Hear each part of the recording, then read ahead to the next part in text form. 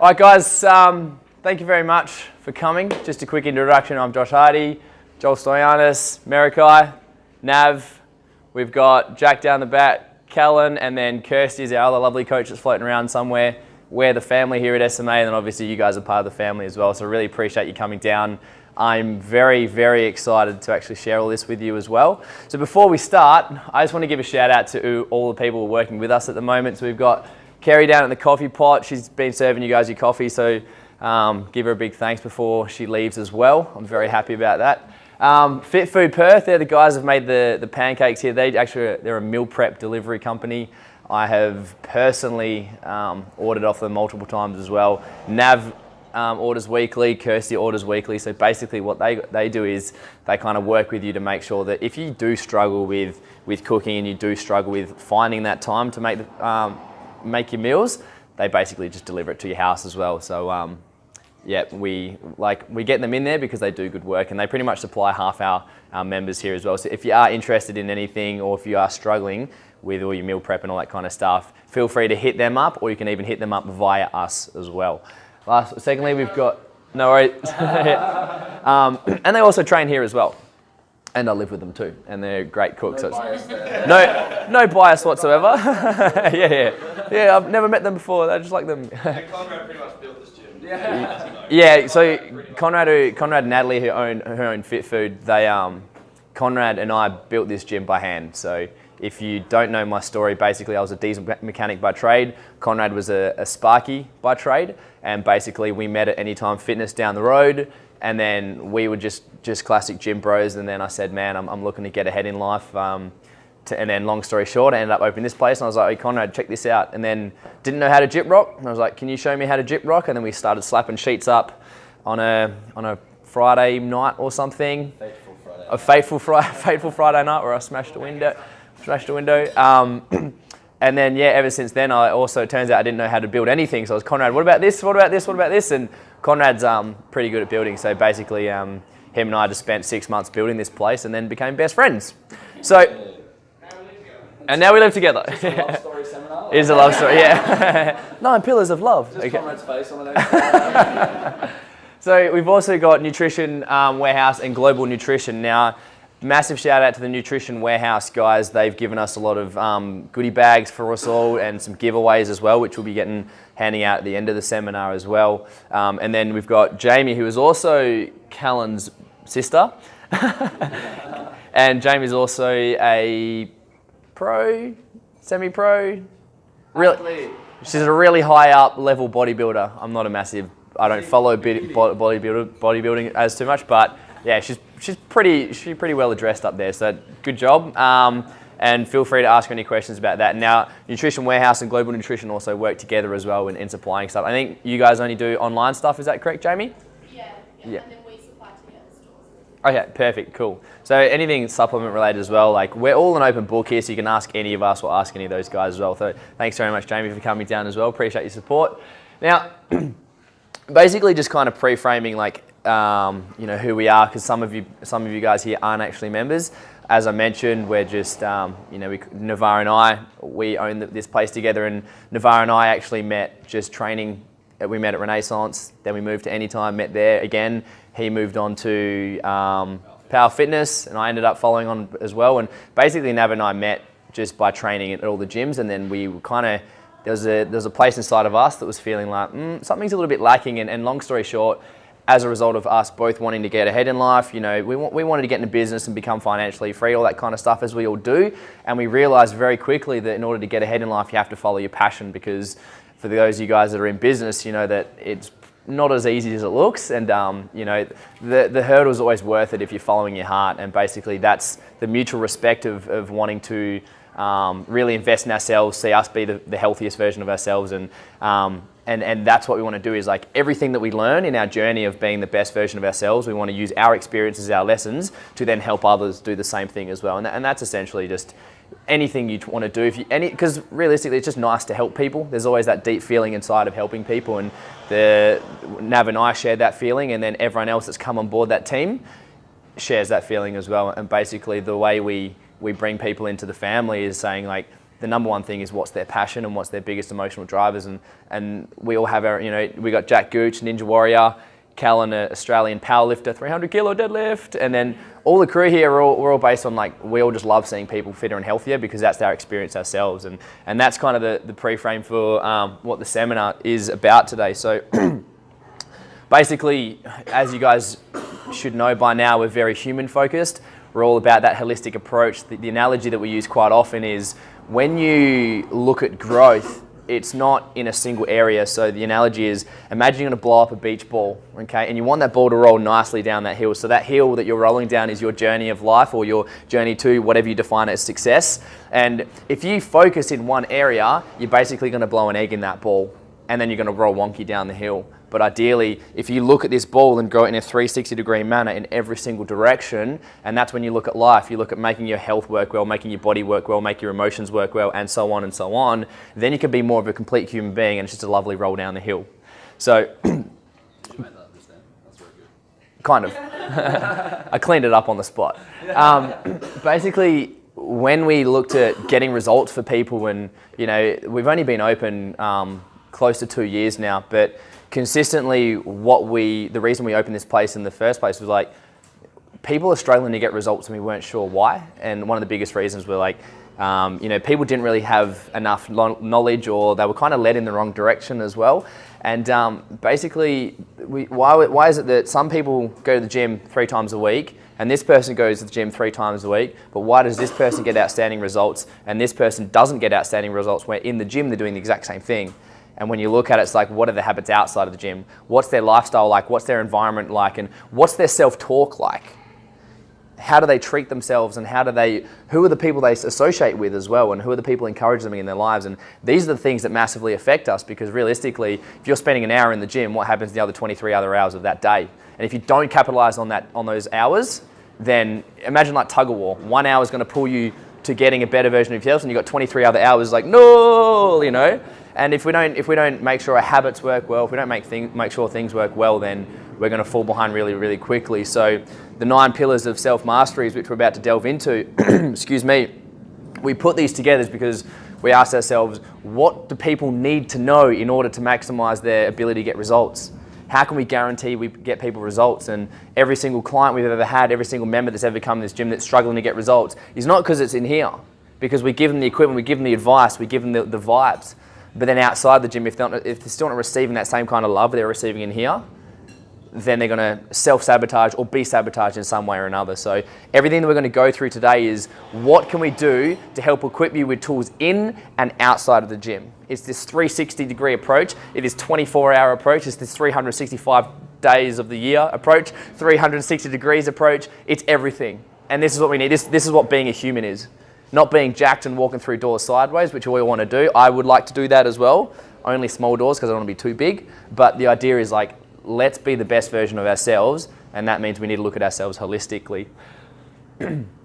So the overview of this, basically we're going to spend the next 90 minutes diving into 3 main areas of our life. You guys might have seen the Venn diagram, which I'm going to put up in a second.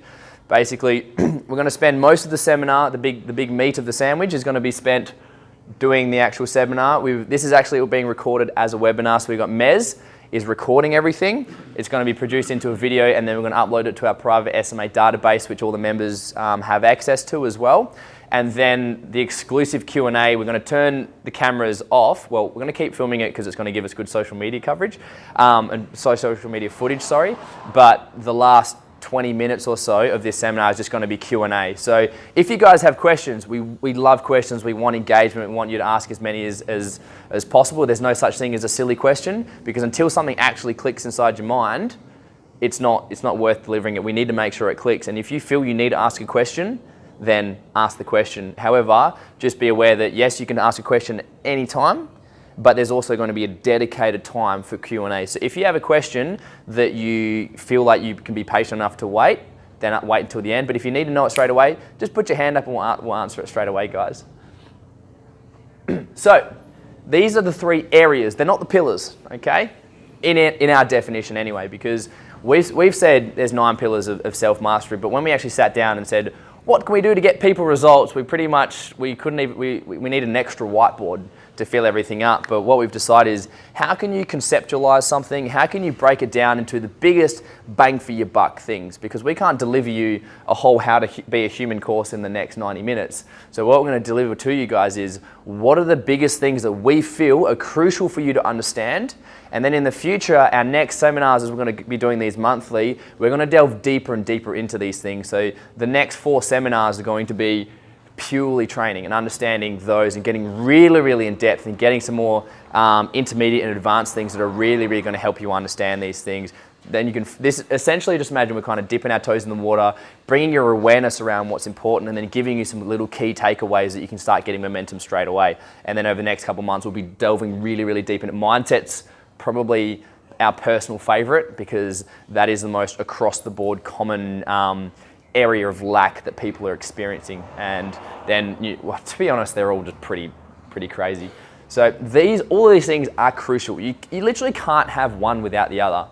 We even tried doing a bit of a brainstorm of what's some fancy words that we can put in the overlaps of these, but there's really no good definition for each of them. All we need to do is keep it simple and make sure that if we do not address all these 3 areas of our lives, we can't really succeed to the best of our abilities, okay?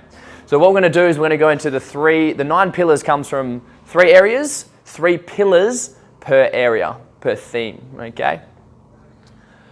So from here, we're just going to pre-frame stress, okay? Because the word stress is going to come up a little bit, not a little bit, it's probably going to come up quite often during our seminar. Now, we need to understand what is the physiology of stress, okay?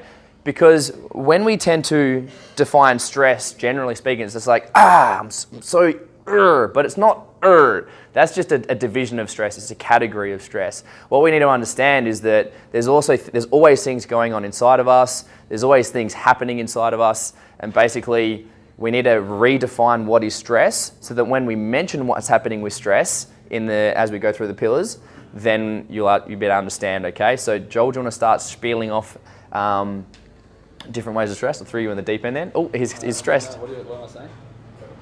What is stress? Yeah, we're just going to slightly go into like autonomic nervous system. Okay. I'll give you guys a little spiel. So we need to think as humans, we're an animal as much as we are a human. So we have a mind and we have a body. And our body is always considering survival as its number one thing. The stress response is actually geared for survival. So this is... Oh, that's not very dark. More pancake. This is Mr. Lion here. And a lot of people, we feel stress all the time, but we don't realize that's meant to be scary, guys, okay? If we were just waltzing through the jungle and we come across a lion, all of a sudden our body's main concern is get away from that lion or we're going to die. It doesn't care about anything else, and that's what we call the fight or flight response. So you guys have probably had experiences where something's happening in an instant, your body's like, shit, what's going down? That's your body realizing that in that second it needs to put all energy to survival, okay? So that's the fight or flight state. And when we're in that state, everything is focused on short-term survival. If we're looking at the other end of the spectrum, we have what we call rest and digest. And this is also purely designed for survival as well. So rest and digest, if we're not worrying about something right now, the other things we have to worry about in life are eating and reproduction, in a nutshell. That's what we do to survive. We either don't die, and when we're not dying, we're eating and making babies and life goes on, okay? So if we're not in that state, we're in this state. And unfortunately, a lot of us spend a lot of time in this fight or flight state. And we need to consider that there's not actually a lion always in our path, but our body doesn't know the difference between thoughts and real life. So this is a terrible example, I like to use this a lot. If you think an arousing thought, your body gets aroused, but there's nothing arousing there. So our mind, whatever's going up here, actually massively influences our body. So we may not have a lion there, but we may be thinking about work and the boss that we hate. Yeah. We may have relationship problems. We might be worrying about money. Yeah. Whatever it may be, but these things, our body sees that and it creates this response. And this is a physiological response. It releases certain chemicals that make us feel a certain way, and then these chemicals are what we call emotions. Do you want to kind of take it from there? Yeah, for sure. Yeah, cool. So we need to realize it's a physiological state. Just quickly, if we're stuck there, then we don't get all the benefits of being here, which is basically feeling good. So over here is shit, over here is feeling good. Yeah, thank you very much, Joel. I was like, Beauty. "Oh, I didn't know that was coming. Yeah, I know. I was like, oh, we'll just give you some footage. So as Joel's talked about the lion, we're just going to say that as we mention things that cause stress, we consider the lion a trigger. So what else could be another trigger? The most common one that we always find is a mortgage, okay? A mortgage is one, but then also things like, if anyone's heard of blue light on your phones, you have a thing called a blue light filter where if you put it on at night time, your phone screen goes orange. But essentially, the same hormones that get released, adrenaline and cortisol, when you get a lion, when you start thinking about your mortgage and you're like, fuck, how am I going to pay this off? Or for the younger generation, where am I going in life? And then you're like, oh, I just don't know. And then all of a sudden, that triggers the same response. Literally, the way you think literally starts to trigger these things, and that's going to be another version of the lion. So we won't go into too much detail, but essentially you've got a thing called the autonomic nervous system. You don't need to take too many notes of this because the next slide's going to have the real simple version of it. But basically your autonomic nervous system is just your subconscious function. So your nervous system is a series of wires, these nerves that run throughout your body, and they control everything. So imagine your brain's your computer that drives everything, and then the network cables and the signal cables are like your nervous system, and they send things around the body. So all these nerves, they plug into muscles, they plug into organs, and they just plug into everything to control them. But basically, the divisions of the autonomic nervous system, you've got your parasympathetic and your sympathetic nervous system. But basically, this is your stressed, and then this is your calm state. So some organs are controlled by both both nervous systems, and some are controlled by just one. So for example, the heart is controlled by both. So when activity increases in the sympathetic nervous system, the heart is like, okay, I'm getting signals to ramp up, okay? Because you're in survival mode. So if you're in survival mode, the body's like, well, I don't need digestive function. So it shuts down digestive function. It will shut down your immune system because you don't need to survive. But then your heart rate goes, okay, I need more blood flow, so it ramps up blood flow. The sympathetic nervous system tells the liver to produce more glucose because I need more sugar, more instant energy to deal with whatever the perceived threat is. So even though we just start thinking about our mortgage, all of a sudden our liver's just like, oh, glucose, glucose, glucose, glucose. But if your body's producing energy, how are you supposed to burn fat? You know what I mean? So this relates down to what are our primary goals in life. If we come to the gym and like, yes, I want to lose weight, we actually need to make sure that we're going to stay calm, okay, in some way or another. In the same thing, blue light also increases sympathetic nervous system activity. So consider it like a scale, okay? So if we call it calm, oops, I did an S for some reason. Calm. And actually, let's put stressed on this side. What's going on now? Yeah, like you have to hold them a certain way. Stressed. Calm. Okay. So this is you when you wake up in the middle of the day. The moment you wake up, and let's just say you hate your job, okay? All right, I'm having a big old sleep, and then like, 5:50, and your alarm goes off, and then you're like, fuck, I don't want to do this, and then you're gonna get up, and then you're like, oh, and then you get to work, and then you There's traffic. yeah, and then there's traffic, and you're like, oh, this is, oh. All of a sudden you are here, okay? And basically this nervous system is ramping up. All of a sudden your pupils will dilate because if you're attacked by a lion, what happens? You get long-term thinking. It triggers long-term thinking in the brain to say, have I been in this scenario before? Can I get out of it? And you're running through the program of like, how can I get it? You get long-sighted. Your vision increases lengthwise because you're like, where are the exits? If I'm in a burning building, I want to be able to see where the exits are. How do I get out of this situation? Your pupils will dilate to increase to give you more light. So basically what's going to happen is like all this activity is going to increase and then you're stuck in that state. But if you're trying to burn fat or you're trying to build muscle, when you're in this state, the body's like, I don't need muscle because that's inefficient. The muscles take the most amount of energy in order to sustain themselves. So that the body's going to be like, well, if I don't need muscle, I might start breaking it down. Guys, no, I don't want to break down my muscle. It's going to break down muscle and then losing that as a fuel source because all the body was like, I want fuel and I want to get that out of here, okay? So we need to think about what are the triggers, okay? sympathetic nerve, when you're in calm, that's pretty straightforward. Our digestive function works, excuse me, our immune function works. A common thing that happens with us, because we're like, yeah, we want to change the world and stuff, we actually stress ourselves out with passion. But then all of a sudden, like, if we overstress ourselves, we come back and we get sick. Because you don't have a weak immune system, it just actually turns off because you're stuck in this. It's like, oh, we've got like 36 tickets sold for this seminar, we've got to get it done. Like, we thought we were going to sell 20. Yeah. Oh, no, yeah. No, we planned it weeks in advance, guys. Don't you worry about that. So that's the kind of basic understanding. Does that make sense? So just consider it a scale, okay? We wake up in the middle of the day here, and then we either go to here and we go to here. Just, I forgot to mention, blue light triggers, it basically, if you've heard of ultraviolet rays come from the sun, so if you look at the light spectrum, ultraviolet is actually purple, and it goes from purple all the way to blue, yellow, green, red. So then red's like infrared, okay? And I missed orange in there somewhere as well. So infrared is light that you can't see, ultraviolet is light you can't see, but then the ones in the middle are things like colors of the rainbow and stuff like that. But basically blue light is blue and purple, so everything in the purple and blue scale is what the brain perceives as the sun. So if you're sitting there at 11 o'clock at night being like, what's happening on Facebook? All of a sudden, the brain's like, oh, the sun's up. And then what happens is the sun actually releases the same chemicals that that's released when you're stressed. And that's why we have trouble sleeping. So just a little quick hack number 1, stay off your phones as long as you can before you go to bed. And it will massively increase your ability to recover, get gains, burn fat, and also just sleep better, because how good is sleep, guys? Yes? Do you like sleep? Say aye. Yay! All right. All right. Enough sleep. Yeah.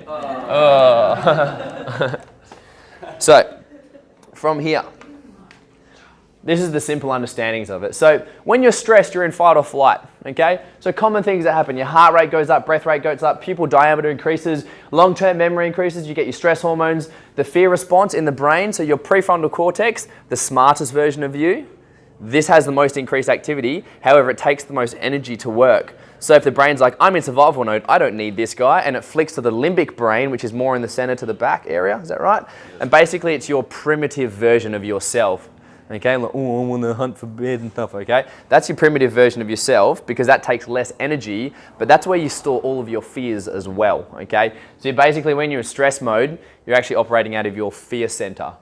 So from there, muscle breakdown, fat storing goes up, and you also get brain fog. So you're literally a less intelligent version of yourself when you're experiencing some sort of stress, okay? And basically just associate it with emotions, because be like, oh, I don't really know what fear response is. I haven't felt muscle breakdown. But who's felt anxious here before? Yes? Who's felt tension? So tension in the body is just like, the body wants to brace itself. You know, if someone's running at you head first, like imagine one of the wallabies is going to come just spear tackle you, you're like, oh shit, you're gonna brace. Yeah, you're gonna brace, okay? So tension increases. This is why traffic is hectic. So basically all your nerves come up through here, and all your primary blood flow through to the brain and stuff comes straight through your neck. But what do we do? Like, you can actually just stiffen, I can do it right now, you stiffen your neck without actually moving it. But that's basically just going to compress that, just because it's a protective mechanism. Oh, so if you're in traffic and you know when everyone's like bumper to bumper, in the back of your mind you're like, I'm at 50% chance of getting bumped into or nudged or crashed. So we actually just tense up like this and we're driving. Little short story from Josh. One time I flew to Canada and then basically I wasn't planning on driving and then I had to drive. So I was driving a left-hand drive car and on the other side of the road. And then all of a sudden there was like a blizzard and a snowstorm and I was driving 7 hours through the middle of the bush. But I've never had a sore neck after a 7-hour drive driving in Canada, because I was like, I thought I was going to die. I'm like, oh yeah. And then the guys in the car were like, you good, Josh? I'm like, yeah, I'm all good. And I'm sitting here like, oh man, this is hectic, because driving through a blizzard in a Honda Accord Euro front wheel drive was not an ideal scenario, but it gave me a really, really stiff neck, because I was like, I swear I'm going to die. And we also lost control at 140 k's an hour, but no idea, your neck was stiff. Yeah. It was 140. It was actually the scariest moment of my life. But no, I didn't crash, but yeah, it was pretty terrifying. Anyway, when you're confused and unclear, you're irritable or angry, okay? So depending how much energy you have throughout the day, if you're experiencing stress when you're really like low energy, you're like, oh, I'm just sad and I'm just depressed. But then if you're imagining your highest energy state and something triggers you into stress, you're like, and then you just ramp up, okay? So depending where your energy's at, it's just going to cause some sort of negative emotion when you're experiencing stress.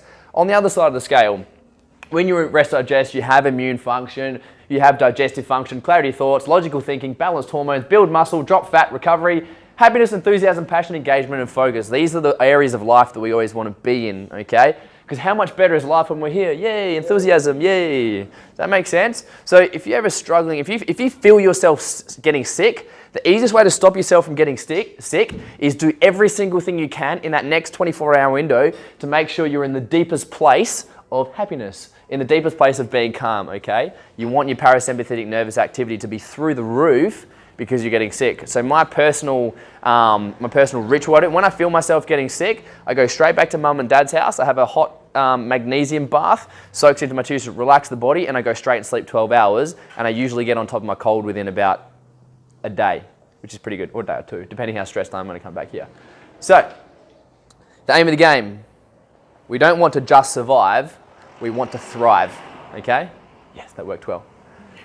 We want to thrive, not survive, okay? If we're in survival mode, we're just like, I just want to survive, okay? But when we're thriving, we're engaged, we're focused, we're in our highest energy state, you are the best version of yourself. And every single one of you right now, you know exactly what you're like when you're in thrive, okay? Be in thrive and everything, this is what humaning is, okay? Be in a thrive state and everything's going to work well. So I'm going to hand over to Joel now. He's going to go into nutrition, our very first area of self-mastery. Thank you, guys. Nutrition, like at its deepest level, can be extremely complicated. Like if you're looking at what food is doing on a really deep level, it's getting into like weird bacterial things and there's lots of chemical things going on. But at its simplest level, we should just eat healthier.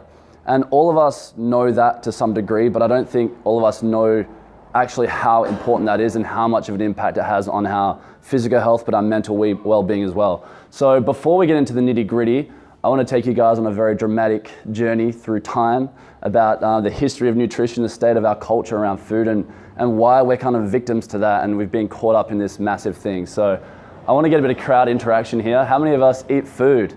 Yeah, okay, so this is relevant to all of you guys. So this is going to be really obvious. We've all heard the term, you are what you eat.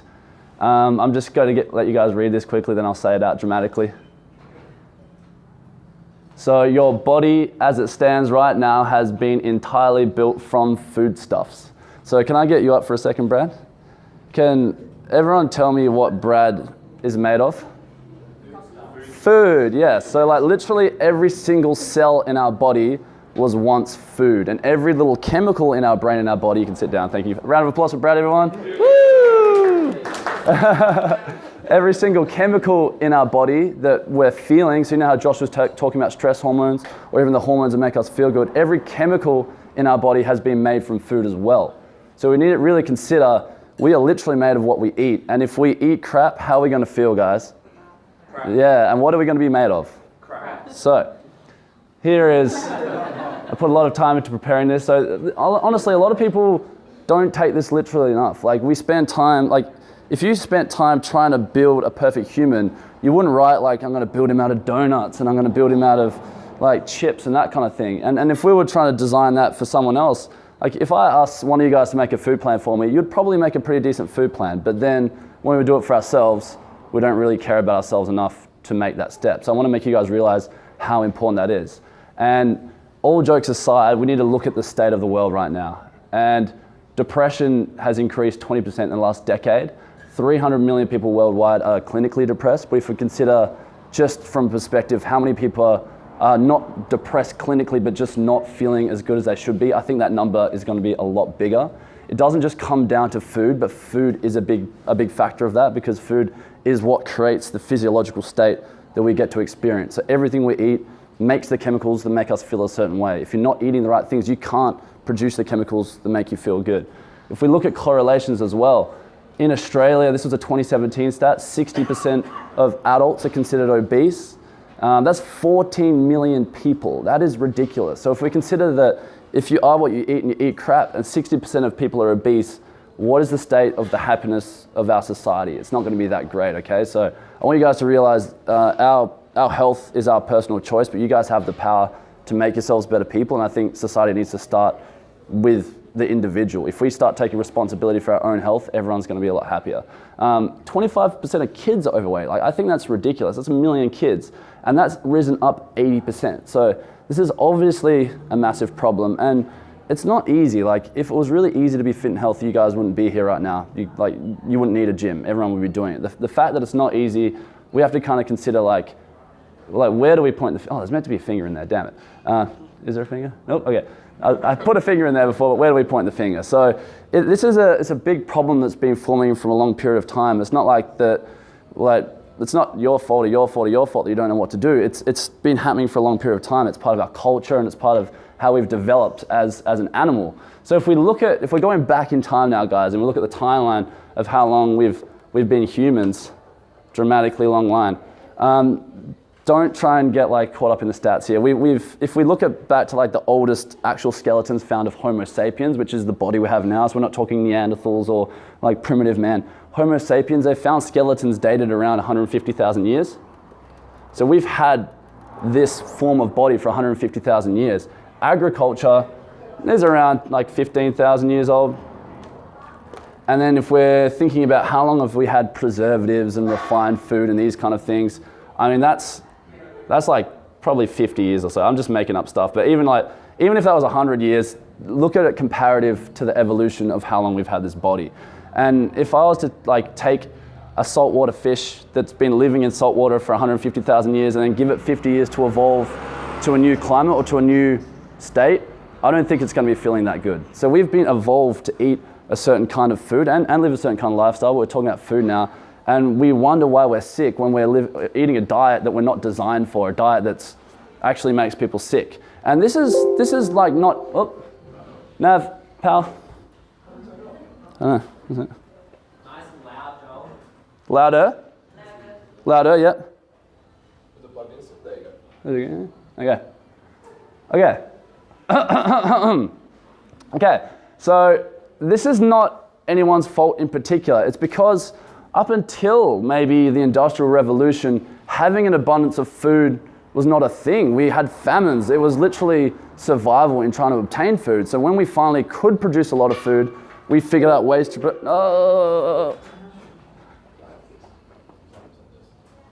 want to sort it out? Yeah, fix it now. Oh, fix it? Cool. Yeah, like we didn't have an abundance of food for so long. So the fact that we've now figured out ways to mass produce food and to preserve that food, it was all from a need of the fact that we didn't have any. So it's no one's fault that our diet has become this way, but it's a matter of time that it created this problem. So I'll get my thing. So a lot of it started in the Industrial Revolution, where all of a sudden we figured out how to mass produce everything and preserve everything. We had refined sugar, and we had white flour, and all of a sudden we had something called the Western diet. And there was this guy, he was a dentist, and he wrote a book called Nutrition and Physical Degeneration.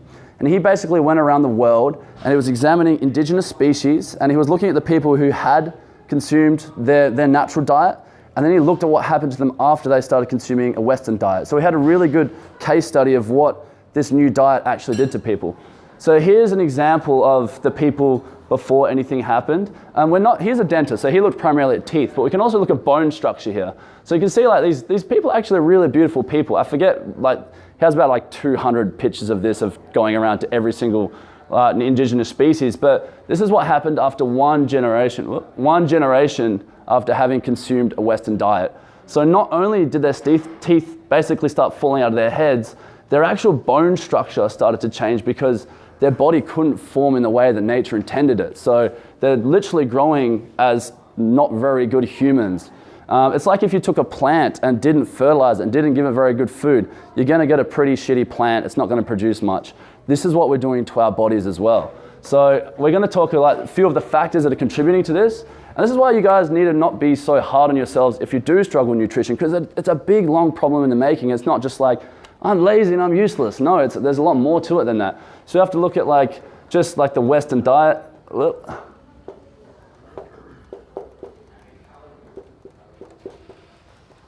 The next thing we need to consider as well is that the food industry is an industry. So everything we buy on the shelf, someone has designed that to make money, full stop. So they've got scientists who literally are trying to formulate the perfect tasting food, the perfect textural food and the perfect box so that you want to buy that food and consume it. They're not there to try to help you make a good decision. So a lot of what we eat, we think we're making the right choice. There's a nice pretty picture of a cow on a farm, but they've designed that cow on a farm to trick you into eating some shit, basically. So we need to consider it's part of the industry. And there's something called the bliss point. Basically, I'll read this out. For all food and drink, there is an optimum concentration at which the sensory pleasure is maximal. The optimum level is called the bliss point. So there's actually a science, and whenever there's money to be made, people are researching on how to make money. And there's actually a science on how to design the best foods so that we'll buy them and eat them. It's not just like, yeah, I'm enjoying that. No, they've designed that so you get addicted to that and buy more of that. That's the bottom line. And everyone does that in various degrees. And that's why it's not easy to get detached from food, because we have certain parts of our brain that are geared for survival, and people have learned how to prey upon these parts of our brain so they'll eat certain foods. So here's a chemical called dopamine. Has anyone heard of dopamine?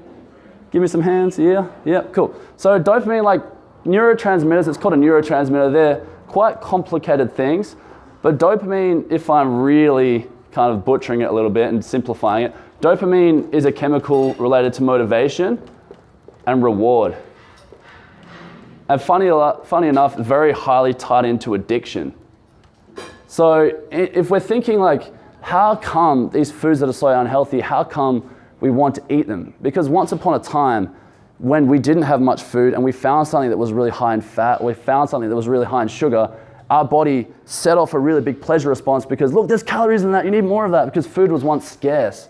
Now they've designed food that preys upon this chemical. They design it to have a perfect amount of sugar and fat to release heaps of this reward chemical, but now that we have an abundance of food, it's basically screwing us up. Back in the day when we had nothing, that system was really good. That made us eat all the fruit at once, put some fat on, survive a little bit longer. But now when there's a chocolate bar a minute away or in your cupboard, you're going to be screwed up because you'll constantly be wanting that dopamine hit. So dopamine is also the chemical that makes you feel good. Funnily enough, with cravings, when we're getting a craving, we're not actually hungry. It's dopamine being like, where's my food?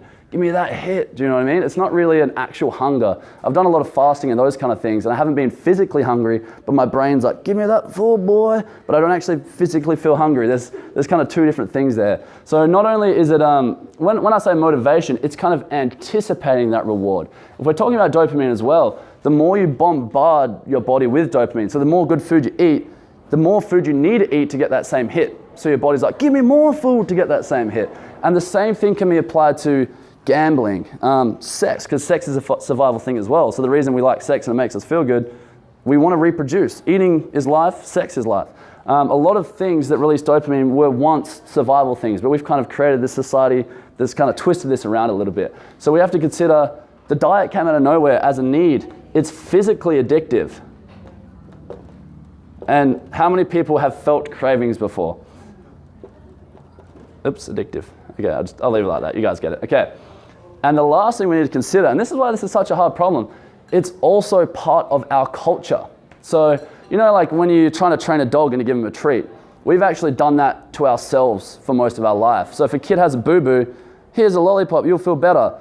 They start to associate like a fix for things or feeling good with a lollipop. Everyone's seen the image of a girl in a rom-com who like the guy treated her bad and she's like got a blanket and eating out of like a tub of ice cream to feel better. Everyone knows that image. It's what we've been trained to do throughout our whole life. Like it's not abnormal for a doctor who's meant to be a health-oriented person to give someone a lollipop when they feel bad. So throughout our whole life, through celebrations we use food. Every social interaction we use food. So now something that was firstly, physically addictive, it's now emotionally addictive because we associate it with all the good times we've ever had. So no wonder it's hard to get away from it when it's part of our culture and it's what we've been raised around for our entire life. Like if you send like a heroin addict to rehab, you can get rid of heroin, but you can't take food out of your life because you need to eat it to survive. So having a good relationship food is challenging. So we also need to consider it's part of our emotions or culture. And I don't even remember what my next slide is. What do we got here? Oh, okay. So this is another great Photoshop of mine. Basically, not only is all this stuff going down, but nutrition is complicated. Like they think they're doing us a favor by putting things in a nutrition label, but it takes some education to understand what's actually going on that label. And a lot of us see this and we see Chinese. This is actually Chinese, guys. You're not silly. You are reading that correctly. But we not many of us know how to read this, so we think we're just going to listen to what it says on the front of the package, okay? Because we trust the Heart Foundation, we trust these associations. So here's an example. Milo has the heart tick on it, okay? It's earned a heart tick from the Heart Association. Other than the grains in it, its second ingredient is sugar, and I looked at the other label, it's 27% sugar. So how come something that has the heart tick is a quarter sugar? There's something not right here. So we need to learn to educate ourselves so that we can consume the right foods, because no one's going to do it for you, because even the heart tick they're probably trying to make money. Milo's like, I'll give you $1 million to put the ticket. Yeah, cool. And someone's driving a Lamborghini now, like, yeah, probably going to die very miserable. But we have to consider that at the same time, this thing's complicated. So I want you guys to realize, how am I going for time, by the way? You are 15 minutes in. Okay, cool. Nutrition is not easy. So is this starting to make sense, guys, that it's not something simple? Like, you guys aren't dumb, you're not lazy, you don't have terrible willpower. It's something that's really deeply programmed into your subconscious mind, into the actions you do automatically. Like, how many of us will start a packet of chips and look down and it's, oops, I'll go back. And it's empty. It's all automatic. You don't even realize these things. Your body's like, feed me, okay? You get to the fridge, you're like, whoa, how did I get here? And you're automatically scanning it. Like, it's funny how the brain works. It's on autopilot a lot of the time. So this is a massive problem. I want you guys to realize that it's a massive problem, but how do we fix it? It's a long journey for a lot of us, okay? I cannot give you all of the answers right now, as much as I've built this up and created a lot of hype, but I want to go into a little bit about where you can start, but hopefully this will make you guys want to do your own research, and hopefully you guys will then come to our next pillar and look a bit more into nutrition, okay? So I had to make these really cool, so I've started them all with P. So my first pillar is pick. Pick the right foods, okay? What is the right food? It's fairly obvious, guys. It's choosing the foods that we know to be healthy, whole foods, foods that haven't been refined or processed. Like, if I asked you guys to go to the shops and fill up a healthy trolley, I'm sure most of you would do that pretty well. It's just understanding the consequences of not doing that. That's what I'm trying to stress to you guys. So in pick, oh, there's my finger, yay, okay. Learn to choose the right foods.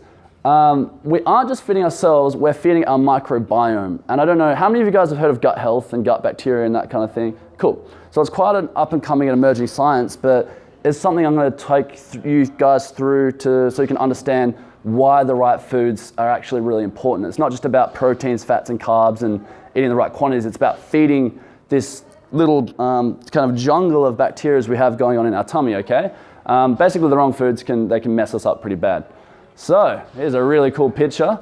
There are up to 10 times more bacteria in our body than cells, okay? That was off one study. There's so many estimates. There's no one who actually sits there counting bacteria, but in the most conservative estimates, we have equally the same amount of bacteria in our bodies as cells. So are we a big bunch of cells? Are we bacteria? I know we're a big bag of food, but it's quite hard to know that. But once we understand that most of us, or a lot of us, is bacteria, we need to consider how important it is to look after the balance of these bacteria. So the most important bacteria that we want to talk about today is the microbiome. So within our stomach, there's actually a big bunch of bacteria that feed on all of the same things that we eat. And based on the balance of the bacteria in our stomach, it creates a lot of chemicals that make us either feel bad or good, create sickness or health, make us a good person or feel shit. So yeah, basically the health of that determines the health of our body.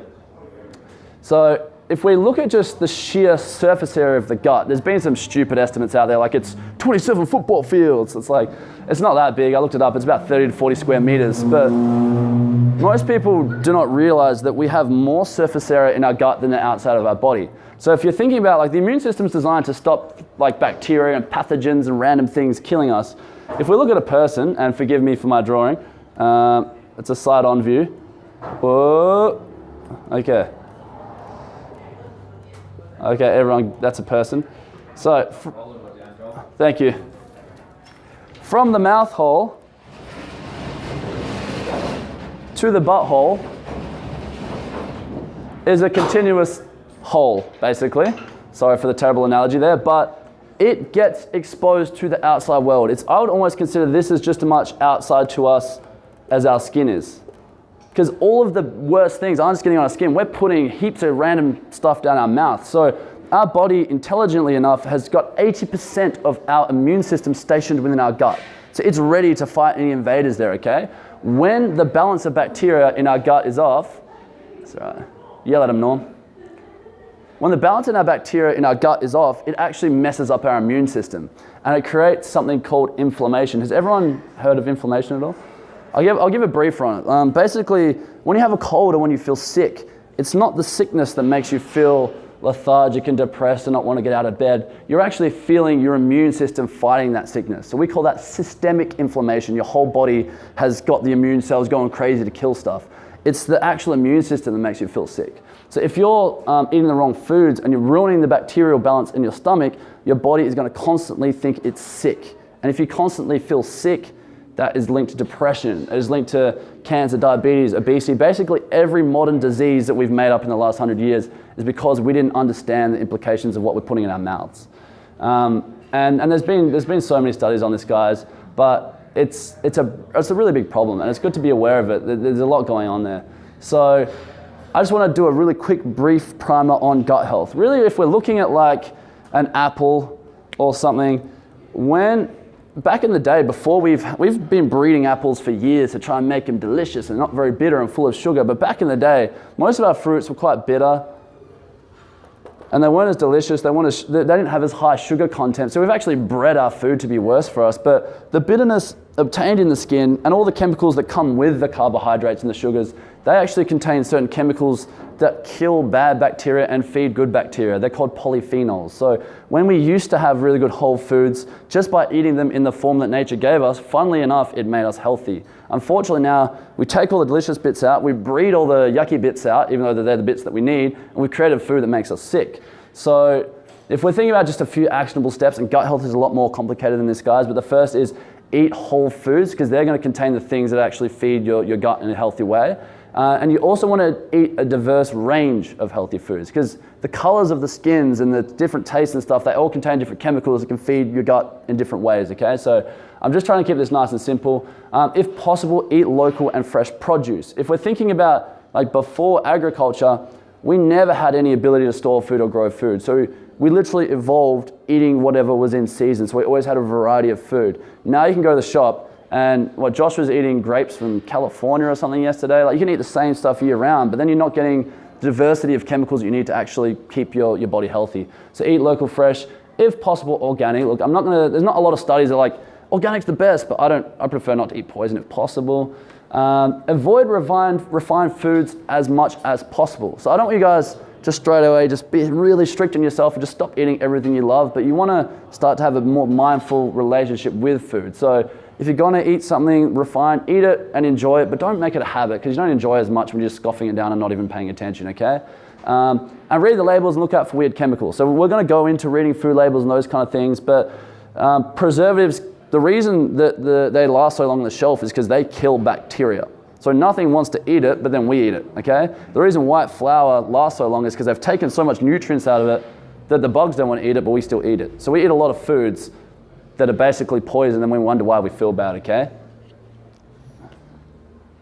Okay. Portions, number 2. Hello. Could you quickly explain how to identify a whole food and how to identify a refined? Yes, okay, a whole food is like the way it would appear in nature.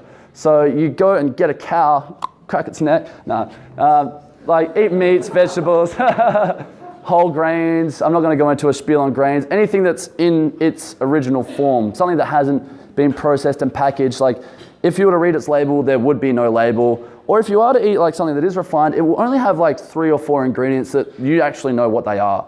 Like it's not Zel-5,3-zetylmethyl. You know, I don't know what the hell that is, so I wouldn't eat it. Is that enough? Yeah? Does that make sense, guys? Yeah? Cool. Okay, portions. So not only do you want to eat the right foods, you want to get the right amount of foods. And if we're thinking about body composition, like building muscle, losing fat, having enough energy throughout the day and stuff, you need to make sure you're consuming the right amount for your body. This in itself is very individual, and it's something you have to learn to pay attention to. But what have I said here? Yeah, you need to understand that everything contains energy, and if you consume a right amount of energy, you're going to feel good. If you don't consume enough, you're going to feel bad, and a lot of people actually make that mistake. And if you eat too much, your body's not made for that, so you're going to feel bad. It's not made to do that for a long period of time anyway. So There are 3 macronutrients. I'm not going to get too deep into this, guys. I more wanted to make you realize nutrition is important, but we have our fats, we have our proteins, and we have carbs. Fats, think of like nuts, oils, animal fat, avocados, fish, things that contain some fatty substances in them. Proteins, you've got your meat sources, you've got milk and yogurt, and nuts contain a little bit of that as well. And when thinking about carbohydrates, think anything starchy like rices, potatoes, pasta, toast, anything kind of starchy.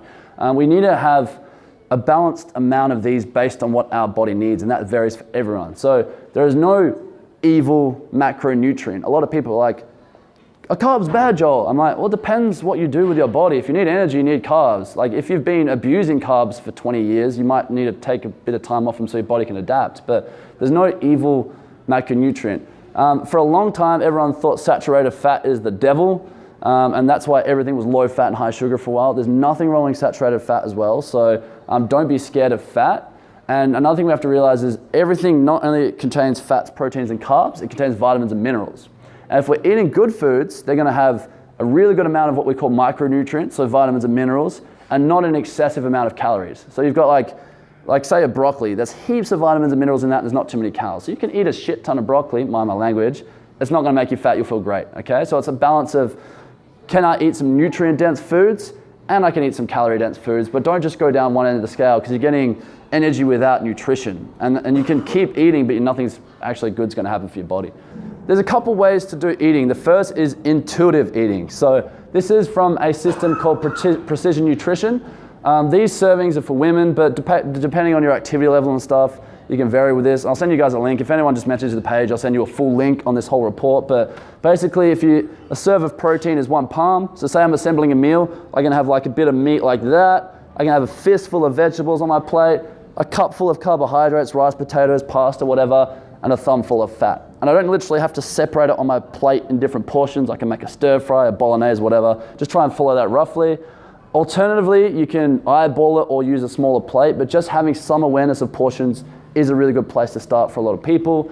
If you want to take it to the next level, you can count calories. And in every food, there's an amount of energy. We have apps and things now that allow us, like say I'm going to eat a pack of chips, I can go boop, barcode scan it, it tells me how much energy in my pack of chips. And that way I actually know. You may be horribly under eating, but then thinking you're eating too much and eat less, that's bad for you. You might not realize you're massively overeating. So I recommend most people should count calories for some period of time just to get an understanding of how it works. You don't have to be anal about it, but if you really want a result, it's the best method, in my opinion, to control everything. And I just chucked up an analogy there.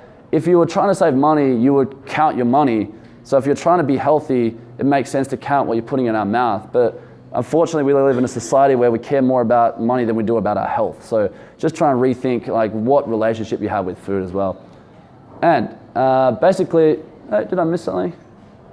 Okay, I think I meant to add one more thing to this, but this is like a brief summary.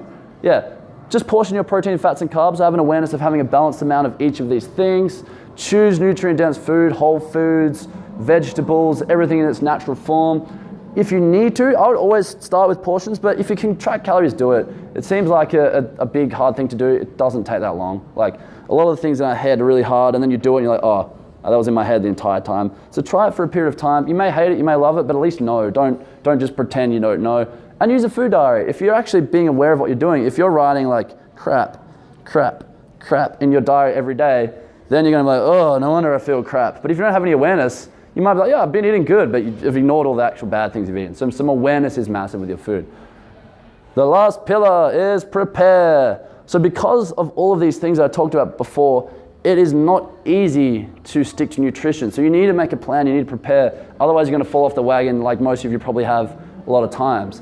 So here's another analogy. If you're gonna build a house, you wouldn't just be like, I'm gonna put a brick here and put a brick there. Yay, I've done it. Like you would get a plan, you would get professionals to help you create that plan, and then they would execute that. So we need to apply that same mentality to our body and to our health. Plan it out, make a good job of it, and plan for the worst as well. Because if you're bored and you eat, either try and eliminate the boredom or get some good food there for when you are bored, for when you want to eat. And yeah, without preparation, it's easy to fall off the wagon. We are emotional creatures and our emotions go up and down. So you can't always rely on willpower. You might be crushing it. You have a shit day, you have a shit sleep. oh, I want to eat something delicious, and that's it. So we need to understand it's not easy, and that's why you need to prepare in advance. Creating plan will allow you to not have to rely on willpower all the time. I kind of think if past Joel has made some good decisions, like he's put some food in the freezer and he's made some nice snacks, if current Joel is feeling crap, past Joel got my back. He's already prepared that stuff for me, so I don't have to fall off the wagon. So always think in advance. You're not always going to be in a high energy, thriving state as much as you like. So when you are in those lows, try and have pre-prepared a little bit. And you need to care enough. Like sometimes there are going to be cravings. The only way to beat them is to beat them. Like I can tell you, I don't really get cravings anymore. I went a whole month without carbs. It didn't bother me because I've done it enough so my body doesn't care. So it may seem hard now, but on the other end of that, you can actually obtain pretty good mastery of your body and not let your food control you. You get to decide what your food does. Okay, here are a few tips, but obviously there's a lot more to it. Identify barriers in advance. So if I ask you like, what's stopping you from eating well? You're gonna be like, I have no time. If you have no time, get up 5 minutes earlier. Get someone else to cook your food for you. If you have no money, like everyone has enough money to eat, man. We spend like $15 on lunch, but we won't spend $15 on some healthy vegetables, okay? But write down all your barriers, like why am I eating crap? Oh, I was bored. Get rid of the boredom, but actually plan ahead, you know what I mean? I'm sure all of you guys are smart enough, if you actually thought about it, you could create a solution. And if that solution doesn't work, ask yourself why. And don't just give yourself an answer like, I was lazy. It's always deeper than that. You may have been tired, you may have been stressed, you may have not made a nice recipe that week and it tasted like crap, so you need to make something yummier next week. Always actually be honest with yourself as to why you failed. You're not just lazy. Lazy for me is a cop-out. Lazy is not going deep enough into why you've actually not done well. Come up with fun recipes. Like I'm doing the keto. Does anyone know what the ketogenic diet is? Basically, don't eat carbs. I've been doing that for a while for various health reasons, but I wanted to eat a burger, so I literally made a bun out of almond meal and eggs. It was not really like a bun, but I sprinkled sesames on top. I bought like a little springform pan and baked it and everything. And I went to the burger shop with my ketogenic bun and asked them to make a burger in my bun, and they did it. So there is always a way. And I was like, oh, fuck yeah. And I didn't break my diet. There is always a way if you care enough. But a lot of people have a cop-out, like, oh, I went out. Like, ask the guy just to like leave the chips off your plate. Like, be honest. Tell your friends you're trying to lose weight and it makes you feel shit if you eat shit. Like, a lot of us blame like social settings or whatever, but if you're actually honest and like, I'm trying here, if your friends aren't compassionate enough to understand that, are they good friends? Do meal prep lunches, just try and prep as much as you can. If you really don't have the time, if you hate cooking, Fit Food Perth can solve all of your problems for you. But it's true, like a lot of us, we say we're lazy, but we're like literally between relationships, kids, financial stresses, not having enough sleep, not having enough energy. Sometimes we literally do not have enough willpower to make that food. And sometimes you need some outside help. And there's nothing lazy about admitting that, you know what I mean? Like there's nothing wrong with realizing that this is gonna make my life easier and better. I think that's smart, if anything, okay? That's why I said buy healthy meals, Fit for Perth, yeah. And then always reflect. Don't just say you're lazy, don't cop out on it. Actually be like, why was that? My food tasted like ass, maybe I should learn to get a better recipe. Not just like, oh, all healthy food sucks. Like I make some delicious healthy food. Okay, I had to squeeze a lot in a small amount of time, but that's nutrition in a nutshell. Thank you so much, everyone. Best for last, mindset, of course. So I think someone mentioned it earlier. I think Josh mentioned it in the intro of how important mindset is.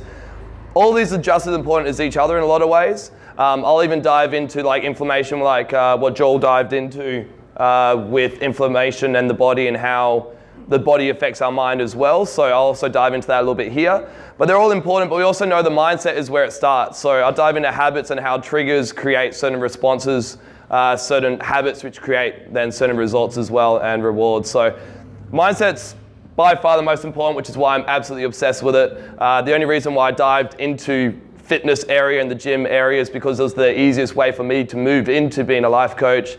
I have my bachelor's in counseling as well. I also do hypnotherapy and stuff like that as well. So there's a lot of things I do mindset wise. It's just harder for me to dive into first, so I opened a gym because that was easy. All right, so very first one of all the three pillars of self-awareness. Why self-awareness is so important? There's a few of the areas that I know that all of us struggle with. I'm not saying that I'm perfect or all of us are imperfect. To say that I'm extremely passionate and I know what I want to do in my life, but I also question it on quite a regular basis. It's not like there's so many things that happen in life. There's so many areas we could go down. There's so many pleasures, there's so many lusts and so many things that we could enjoy in life that it does become a struggle to kind of pin down what we want to do. A lot of time we look at certain things, go, I want to do that, oh, but this is over here as well. The perfect example is fat loss or weight loss. Is we're trying to lose weight and we go, okay, I want to lose weight. Oh, but cake tastes so good, or food is so good. We have these impulses to eat certain foods, and that's where habits come into play. So self-awareness, we're trying to fix a lot of these things. So if you ever struggle with making changes, achieving goals, finding love even, finding friends and people that understand you, you know, put your hand up if any of you have written down the sort of friends and partner you want in your life. You know, that's awesome, that's great, I'm glad. Did you do that from my last seminar? Oh no, that's good. Sorry. Damn it. I still own that one. So very rarely do we even dive into that. You know, we fall into certain relationships with other people, our loved ones and our friends, just because they're the people that have been around us in environments we've grown up into. Even a lot of time we're in friendships or partners and in relationships where we even question whether they understand us and they know who we are as people as well. So we need to look into that as well. Understanding others is probably one of the bigger ones. Very rarely do we even understand why people are doing certain things onto us or things in their life. And so when we don't understand that, we think of it as either a personal attack onto us, or we start to have some sort of negative thought towards that sort of person because we don't understand why they're doing the things that they're doing. And so we're even going to dive into that. Find your purpose in life, probably one of the bigger ones. You know, a lot of people, they go through school, they go through uni, they go through TAFE, they go through all these things that society tells us that we need to do, but we don't even know what we're doing. You know, how many times do people go through uni, they do like 3 different degrees and they don't even know which one they want to do in the end. So we want to try and fix that. We want to find your purpose so you don't have to go through that. Same thing, know your dream career, they're generally the same in a lot of ways. Happiness and living the life you truly want. That's the purpose for all of today. You know, even the exercise programming and the nutrition, they are all based towards trying to find happiness and trying to find the best version of yourself. So, what is self-awareness? Self-awareness is the ability to realistically guys, not pessimistically or optimistically, realistically and critically, understand your personality, including your strengths, weaknesses, your thoughts and beliefs, and your emotions and motivation as well. We need to understand you on every single level. You know, the way you react to certain situations in life. To give you an idea, I wasn't exactly the person I am today. I'm still growing in a lot of ways. I've grown a lot more in the last 2 years than any time in my whole entire life. I was a pretty angry kid. I was pretty crazy. I wasn't as calm and collected as I am now. Still not super calm and collected, but I'm much better. It's because I didn't understand myself. I didn't understand who I was or what I wanted in my life. I was in certain environments that didn't really help that. I was trying to be someone that I thought I needed to be in the environments that I was growing up into. And so I was stuck in that sort of mindset, and that brought a lot of incongruency and brought a lot of depression and suicide into my life. So why is self-awareness important? Understand your entire being and those around you allows you to live life completely on your terms and in turn reach happiness. You need to live life on your terms. I'm kind of over this whole concept of needing to live selflessly. I'm over that. I think if we all live selfishly, if we all live on our terms, we do the things that make us happy, we in turn are going to find those people in our life that connect with us as well, and we're going to give them that power as well. If you're consistently living in the selfless life, I'm not saying be an arsehole, but if you're living in a selfless life where you're not even showing your own strength and pass that on to anyone else that connects with you, what are you giving to anyone? I don't know if anyone's seen the movie Coach Carter, the basketball movie, and one of the terms in it is there's nothing empowering about believing in yourself so you don't hurt anyone else. You know, we need to let our own light shine. We need to be strong in ourselves so we connect with people that connect with us, and then we have something to give to people. I think we're too caught up, and I see this with parents a lot as well. I coach a lot of parents, and the issue that a lot of parents have is they fall into this role of trying to be a parent that they lose themselves. They lose themselves, and the children see that. I witnessed that with my parents myself. Unfortunately, my mum didn't make it today, typical. But my parents were kind of caught up in their own shit. They were great. They said the right things sometimes, and they did the best they could. They were great. But because their energy and the shit they were dealing with in their life, kids see and feel more so than what we do as adults. As we become adults, we become more logical. We don't feel as much as children do. And so emotionally, if we're acting this sort of negative plane, if we have this negative energy, other people pick up on that. We know that through intuition. There's now science coming out about heart science as well and how we connect with other people. We remember emotions and energy through experiences more than anything. You know, you could have someone that knows everything in the world, someone that knows all the answers that we want to know. But if they're a dick about it and they're condescending about it, we hate them, right? We don't like those people. We want someone who is emotional, who's happy and loving, and someone's going to give that love to us. And so I want to dive into that. Happiness is always the goal, always. Everyone's like, what's the purpose of life? Happiness, in my opinion. You know, how do you find happiness? It's completely dependent on you. I can't tell you who you are in any way. So you need to do these activities to find out who you are. It's the only way you're going to find happiness. You need to be self-aware. You need to know who you are and what drives you in life. It's the only way to find your own happiness. I wish I could give it to you and give you all the answers, but I can't. And trust me, I've spent a lot of time in my life trying to figure out how I can find the answers for you guys. And in the end, I'm just like, fuck it, I can't do it. I can't.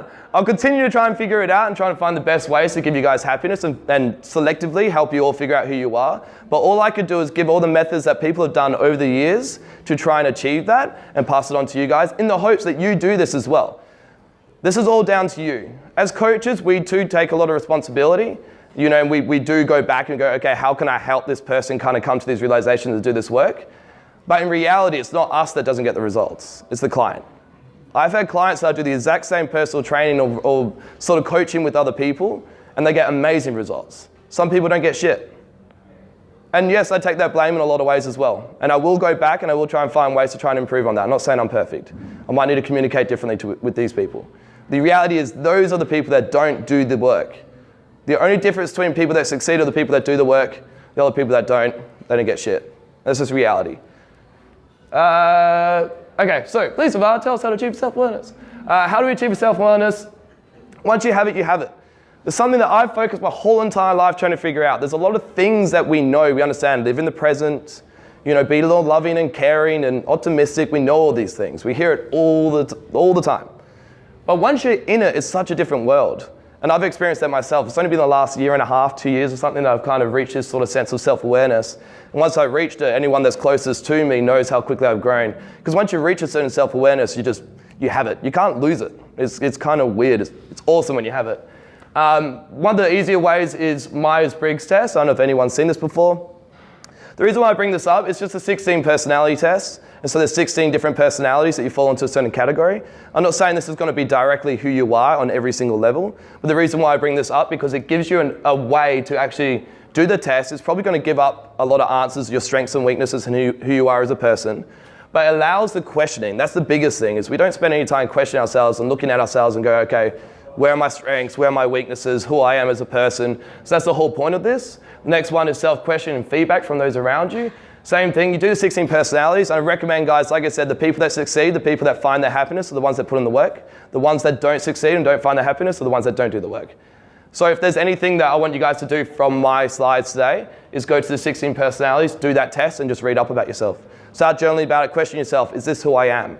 You know, other things that I like to do, the things I don't like to do. Look at back as how you were as a child, the things that you like to do as a child, things that you don't do anymore because over time, society-wise or you know, through the environments we've grown up into, we start to lose ourselves a bit. So the self-question and feedback one's a great one as well. Family, friends, and partner are good to ask, but they love you. They're gonna bullshit you. You know, unless you get someone who's like really fucking brutal. But most of the time they're like, nah, you're great. We need someone who's gonna be honest with us and tell us, okay, you're shit at this. And we need that. And don't take it personal and don't take it as an attack. Remember, we could keep growing. We're gonna learn from this, okay, guys? Don't be hard on yourself. I'm not perfect at a lot of things. A lot of things are not perfect out. I'm pretty good at a couple of things, but I'm not great at everything.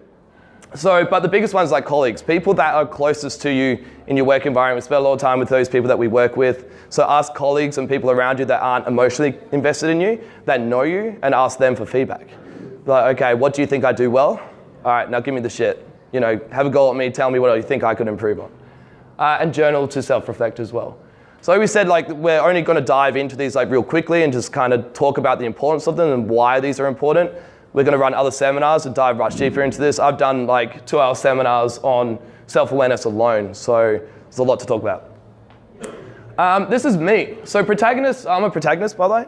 Protagonists are natural born leaders full of passion and charisma, forming around 2% of the population. They are oftentimes the politicians, our coaches, and our teachers, reaching out to inspire others to achieve and to do good in the world with a natural confidence that begets influence. Protagonists take a great deal of pride and joy in guiding others to work together to improve themselves and the community.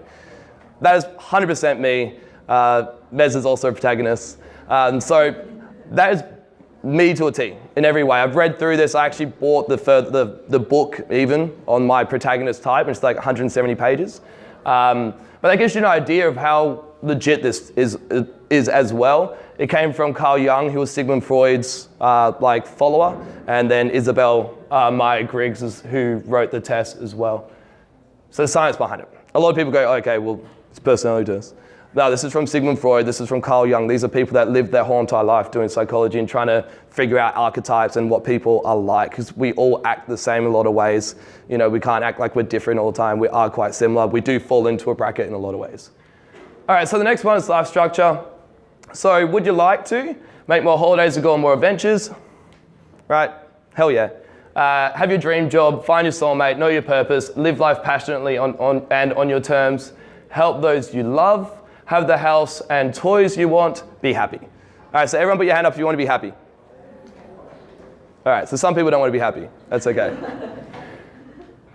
The common myth is structure and discipline equals rigidity. This is the one thing that a lot of people say, oh, I'm spontaneous. I get that, okay, cool. But there's a difference between chaos and order. A lot of people are saying that live their life so spontaneous. Sorry to say, a lot of time I look at these people, I've coached these people, and you look at them and go, they're pretty chaotic. They say they're spontaneous, but they haven't done anything they want in life. They don't have their dream job, they don't have their dream partner, they don't have their dream friends. The reason why is they have no structure, they have no purpose, they don't know who they are. They're so caught up in trying to just flow too much. There comes a point where you're trying to flow too much, be too spontaneous, that creates chaos. There's no order, you don't get what you want in life. And so the truth is structure and discipline equals freedom, to a degree.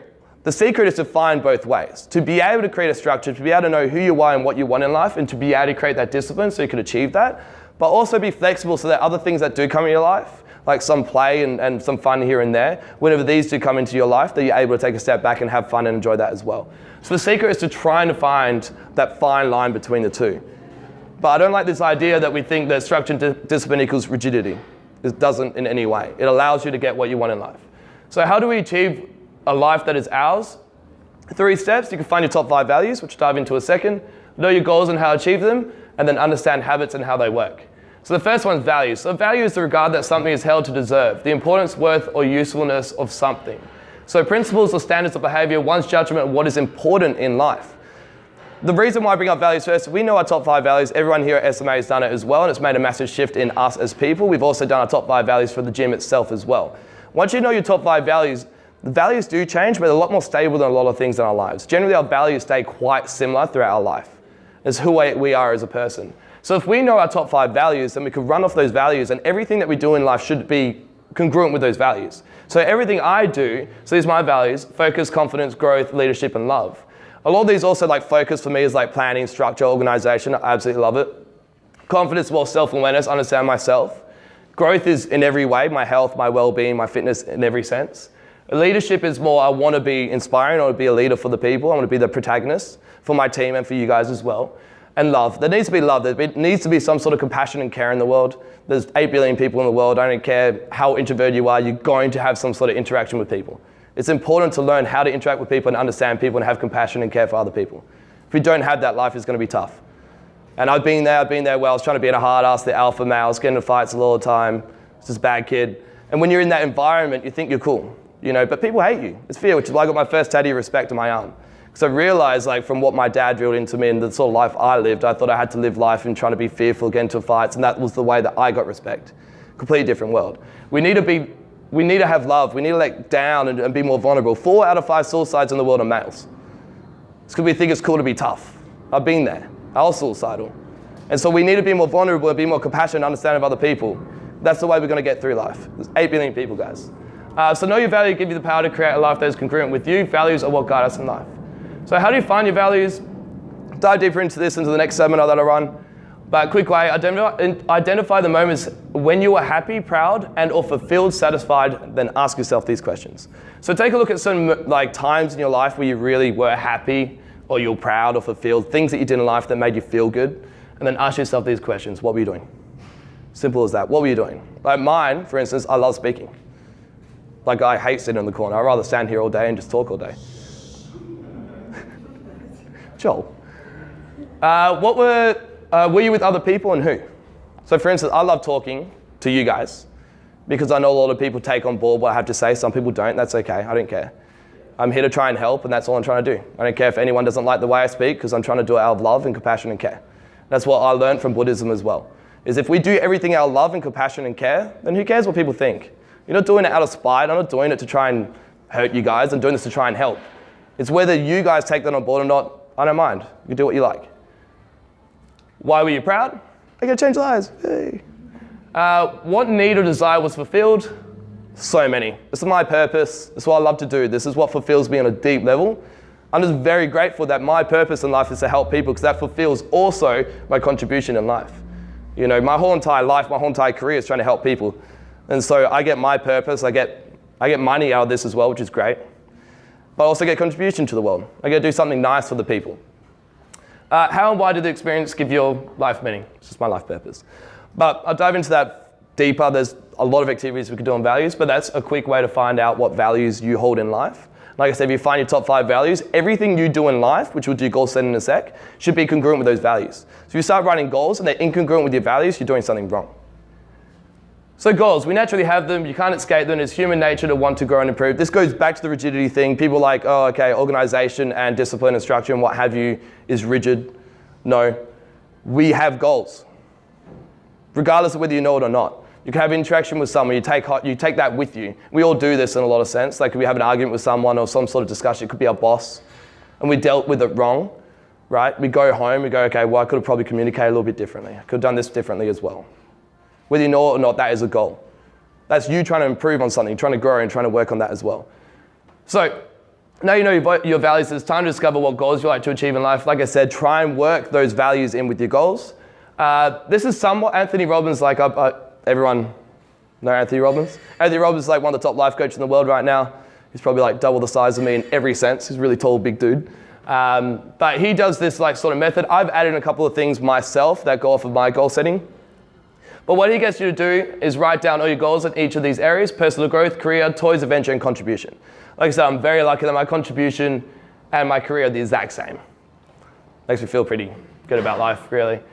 So what you do is you write down you literally just keep writing. He goes, don't think too much about it. A lot of time people are like, I don't know what to write. Don't think about it. If you have personal growth, write all the things that you're doing in your life, right? Anything, health, fitness, what have you. That could also be love, relationships, going out for a walk, a hike, what have you. Career, toys and adventure, and contribution. Place a timeline on each goal. So all he gets you to do is like he'll write down every area, and all you do is put a 1, 2, 3, 4, 5, just a number right next to it. The reason for that is you want to achieve that goal within a year, 2 years, 3 years, what have you. Then you pick your top 3 of each area and write a paragraph on why it is so important to you. The reason why you want to get that why is because we drive so much into, this is what I want to do, but why do you want to do it? We can look at goals logically and emotionally. I think Joel mentioned that before as well. So we want to not only drive the logical aspect of that goal, but the emotional as well. You want to get the emotional attachment to that goal. You want to know why you're doing that goal. That's the only way we're going to achieve that goal, right? We need to have some sort of heartfelt emotional connection with that goal, otherwise we won't do it. So why do you want to lose weight? You know, I want to be an inspiration for those around me that I love, my friends, my family. You know, I want to have more energy for those around me as well. I want to be that person. I just want to feel good. I want to be confident. I want to be happy. All these things, we want to drive that emotion into it. And then start working towards it by putting a structure in place. Create a sort of structure. I'll go on to that in my next seminar. Visualize your success. That's a big one. Everyone's probably heard of law of attraction or visualization. Perfect. So what you want to do is you want to visualize that. So on a daily basis, look at it and feel it. Not just visualize it, but feel it. On the daily basis, literally all goes through my head every single day is me standing up on stage and talking to people. That's literally all I visualize, 24/7. If anyone can see in my head, it's literally all I see all the time. And that's what drives me on a daily basis. Once achieved, be grateful and reflect on the journey and your success. Gratefulness we'll dive into as well in a sec. But it's important to look back on it and be grateful for not only the success, but the journey. The things you learn along the way, all the challenges you overcome. Like I said, I think business is one of the biggest challenges, besides having children. I look forward to having children because it's going to be a massive challenge for me. Like, I can't wait to grow as a human being, to bring up my own children. To me, it's kind of fucking scary, but it's exciting to think that I get to bring up a child myself and get to share my values and my principles and my morals and help that child grow. And to try and understand a little child, that's going to be the toughest thing. Like, we struggle enough to understand adults. You know, so to understand a child that's just coming up all this shit. But business itself is the biggest growth I've ever had in my life. Because you're in debt. And if anything fails, I go bankrupt, I can't get another job for about I can't get another business for 5 years, can't get a mortgage, can't do anything like that. So there's a lot of sacrifices I need to make. And so for me to succeed, I can't be spending any time being down or negative about anything. I'm not saying that I don't. But for me to succeed in this space, I need to be positive, uplifting all the time. And so I am very grateful for this journey. Whether I succeed or not, I will. But whether I succeed or not, it doesn't matter. The journey itself is what gives me the most out of it. I've grown so much from this journey alone. Okay, so habits. The reason why I'm going to dive into habits is because I'll talk about this first, actually. So, a habit is an acquired mode of behavior that has become nearly or completely involuntary, prevailing disposition or character of a person's thoughts and feelings, a settled tendency or usual manner of behavior, a behavior pattern acquired by frequent repetition or physiological exposure that shows itself in regularity or increased facility of performance. It's way harder to read that from down here, actually. So a habit is subconscious. A habit is, we are habitual creatures. Psychologically, physiologically, our bodies are habitual. It remembers patterns, it remembers what we do. You know, so something will just happen. I was talking to Joel's partner, Nikki, I live with Joel and Nikki, about last night. I made some sort of joke or comment, and we laughed, and I told her about it afterwards, like how funny it was, because I knew it was going to be stupid, but it was just a natural thing I did. It's just something, and we've all done that, right? We knew we were going to do something stupid, but yet we do it, because it's habitual. We just fall into that pattern, we just do it. The reason why I bring this up, because some habits may have worked for us in the past, but it may cause us trouble now. So these are bad habits. So it could have been, there's normally a trigger, so here we go. So you get a trigger which creates a routine, which creates a reward. So in the past, you might have had a trigger. Something triggered you to create some sort of routine so you could get out of that space, right? And that's what happened with me as a child. I had to act a certain way to survive. And that became a habit. I became just fight or flight sort of mode. And I just went to fight. So whenever I got into an argument with anyone or anything, I just fucking went for it. And thankfully the team helped me a lot with that. Thank you, team. Yeah. So the team was great with that. But it was because I had some sort of trigger in my life that created a certain response for me to survive and get out of that. And we hold on to that. So habits are habitual, naturally. Habits are habitual. They're subconscious. So the devil you know versus the devil you don't know. The reason why I bring all this up is because a lot of people go into a new scene. People are trying to get a certain result. They want to lose weight. And it's hard at first. And we have this mentality that, oh, I can't do it.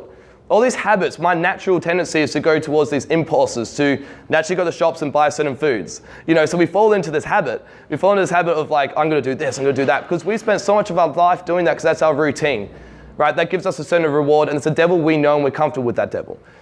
And so we have this mindset that I'm not going to be able to succeed because all of my tendencies, my whole entire psychology wants to do this instead.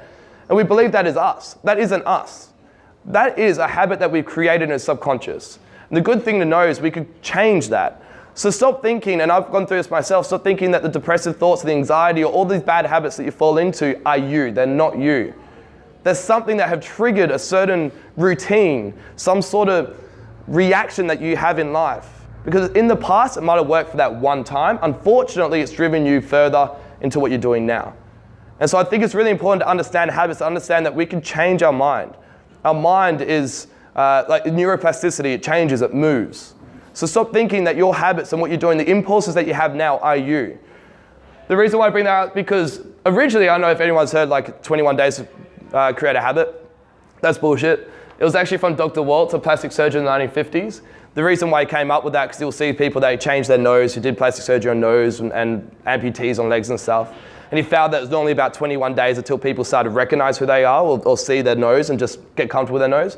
Or it took 21 days for them to realize or to stop having a phantom leg. So once their leg was cut off, it took them 21 days to realize that that leg wasn't there, if that makes sense. So that was where the 21 days started to come from. Completely anecdotal, it wasn't a test or study at all. Philippa Lally, a health psychology researcher at University College in London. So he did a study on 96 people over 12 weeks. During that, he found out on average it was 66 days to create a new habit. So it normally takes 66 days, but it took anywhere from 18 to 254.